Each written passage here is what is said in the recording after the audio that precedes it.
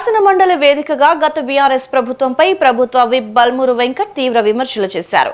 ప్రభుత్వం ప్రవేశపెట్టిన బడ్జెట్ సకల జనుల సంక్షేమం కోసం రూపొందించిన ప్రజా బడ్జెట్ అని ఆయన స్పష్టం చేశారు. గత పాలకులు కేవలం కమిషన్ల కోసమే కాళేశ్వరం వంటి ప్రాజెక్టులపై లక్షల కోట్లు ఖర్చు చేశారని, కానీ ప్రస్తుత ప్రజా ప్రభుత్వం విద్య, వైద్యం, సంక్షేమ రంగాలకి 1,00,000 కోట్లకి పైగా నిధులు కేటాయించిందని అన్నారు. 10 ఏళ్లలో వర్సిటీలను విస్మరించిన గత ప్రభుత్వ తీరును ఎండగట్టారు. ప్రజా ప్రభుత్వం అధికారంలోకి రాగానే వీసీలను నియమించడమే కాకుండా ఓయూ అభివృద్ధికి 1,000 కోట్లు కేటాయించిందని గుర్తు చేశారు. అధ్యక్షులు పొద్దునకెళ్ళి కొంతమంది ప్రసంగాలు వింటుంటే ఎడ్యుకేషన్ పైన ఏదైతే ప్రభుత్వం ఏమి కట్టింది, ప్రభుత్వము ఏ ప్రాజెక్టును కట్టింది, ఏ ప్రాజెక్టుని పూర్తి చేసిందని చెప్పి మాట్లాడుతారు.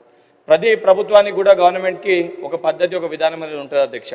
కానీ ఈ ప్రజా ప్రభుత్వానికి మేమేదో భవనాలు, పెద్ద పెద్ద కట్టడాలు కట్టడంలో ఆనందం కాదు, పేదలకి ఏదైతే లక్షల ఇంద్రం ఇల్లు కట్టిస్తేనే దాని ఆనందపడాలన్న ఉద్దేశంతో ఈ ప్రభుత్వం అధికారంలోకి వచ్చినాక ప్రతి గ్రామంలో కూడా ఇంద్రమ్మ ఇల్లు కట్టించింది. గత ప్రభుత్వం లక్షల కోట్లు ఖర్చు పెట్టి కాళేశ్వరం అనే ఒక ప్రాజెక్టు కడితే ఆ ప్రాజెక్టు కూలిపోతే కనీసం దానిపైన మాట్లాడే ఒక స్పష్టత లేకుండే. కానీ ఈరోజు ప్రతి గ్రామంలో కూడా పేదలకు ఇల్లు కట్టించి వారి యొక్క సంతోషాన్ని, వాళ్ళ కళ్ళల్లో ఆనందాన్ని చూడాలని ఒక నిర్ణయంతో ప్రజాప్రభుత్వం పనిచేస్తుంది. ఇంకోటి అధ్యక్ష, ఏ ప్రభుత్వం అన్నా కూడా ముందుగా ఆలోచించాల్సింది విద్య గురించి, వైద్యం గురించి.